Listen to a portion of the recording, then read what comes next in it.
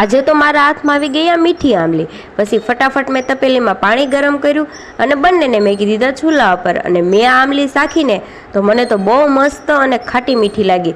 બસ પછી મેં ફ્રીજ ખોલીને જોયું તો એમાં તો ધાણા અને મેથી હતું જ, એટલે બંનેને સારી રીતે આપણે વોશ કરી લીધા અને કટિંગ કરી લીધા।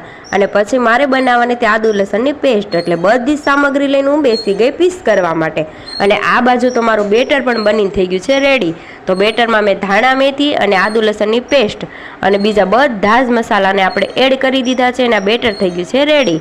અને આ બાજુ મારે પટ્ટી બનાવવાની હતી, એટલે મરચાંને પણ મેં કટિંગ કરી લીધા છે। અને આ બાજુ મારી ખાટી મીઠી ચટણી પણ બનીને થઈ ગઈ છે તૈયાર। અને આપણે બટેકા પૂરી કરવાની છે તો એ પણ રેડી કરી। અને જો આ બાજુ તો મારા ગરમા ગરમ ગોટા તળવાના થઈ ગયા તૈયાર। આ ગરમા ગરમ ગોટા ખાવાની મજા તો કંઈક અલગ જ હોય।